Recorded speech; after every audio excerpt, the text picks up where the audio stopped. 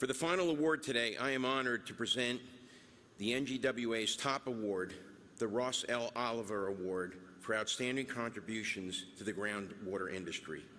The 2011 recipient of the Ross L. Oliver Award is Lloyd Watson, MGWC, former president of the National Groundwater Association. Please welcome Lloyd Watson.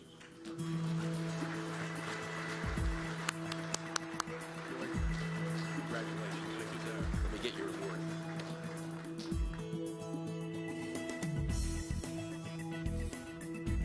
NGWA's 2007 President Lloyd Watson is now semi-retired from his full-service water well contracting business, Watson Company, Inc., in Las Casas, Tennessee. During his 51 years in the groundwater industry, Lloyd served 8 years as president of the Tennessee Water Well Association, served as the 2002 president of the South Atlantic Well Drillers Jubilee, and appeared before the Tennessee State Legislature and members of the U.S. Congress to support fair rules and regulations for the water well construction industry. A hallmark of Lloyd's years in the groundwater industry is his sacrificial service to others, expressed in a 2006 Water Well Journal article on assuming the NGWA presidency.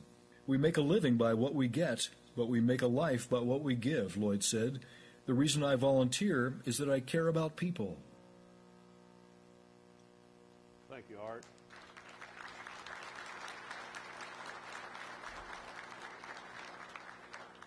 It was about 2 months ago when I went to the mailbox on a Saturday to pick up my mail to see if we got any checks or bills.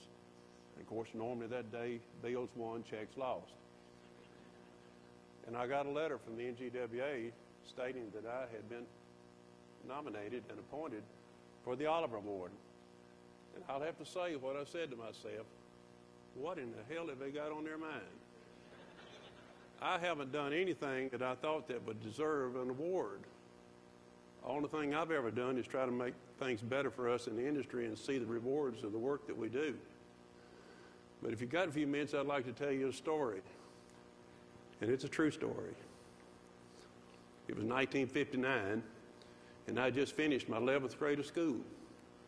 And of course, normally like boys back then, we had to work to have spending money, and so I was working on the Pack farm. And James had me picking strawberries that day. And lo and behold, up drives my dad in his big GMC truck and said, "Son, you got to help me." Said my helper over the weekend got drunk and tried to whip up everything in the bar and said he's in jail. And said, "You got to help me work on the rig." My father was a cable tube driller for another company and had been there 25 years. But after 3 or 4 weeks working with him on that rig, I was smitten. I knew what I wanted to do in life. If you young guys out there know what smitten is, it's when you get something on your mind, you can't get it off. Old men too. It's just something that dwelled on me constantly. And Dad, in the meantime, he went and watched them demo one of those new dang-fangled rotary rigs. And I said, "Dad, why do we need to work hard for somebody else all our life? Why don't we try to form a partnership and get us one of them new rigs?" He said, "Couple reasons, son." Said, "The only time that you need a partner is when you're dancing or making love." And said that new rig cost $85,000.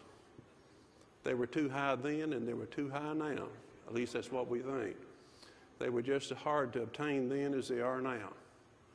But I went on back and finished school, and all I had on my mind was being a well driller. And I dreamed about it. When you dream something, you need to keep that focus in your mind at all times. Never take your eye off the target. And when I got out of school in the 12th grade on Monday morning, I had learned enough that previous year that I was a cable tube driller. Not knowing everything, but yet I was there. Continued working for that gentleman for about 13 years, and we finally decided that Jolynda and I would go out on a business of our own. But what I'm saying now is, you need to keep focused if you've got a dream. Never keep your eye off the target. And in this business, we need to change our image. I never will forget the time that I asked Jolynda to marry me. And she went to her mother and said, I'm fixing to marry this guy. She said, what does he do for a living? She told him, and she said, you mean you're going to marry a well digger? We have got to improve our image of what we do. We have got to strive to be more professional. We have got to protect our character and our reputation. Let your word be your bond. And above all, charge enough to do your services before we work. You be the best in your community with what you do. But if you're the cheapest, that's the reputation that you're always going to have. And I ask each one of you out there to join in your local associations, support this national group, because they're doing everything they can to protect you in this industry. And as I look down at this award that they have given me, I feel gratified, very grateful and very thankful. Yet I feel quite unworthy of it, because there's people out there that's done a lot more than I have. But what I'm going to ask you, please, whatever your dream is in life, don't let no man take it away from you. Thank you.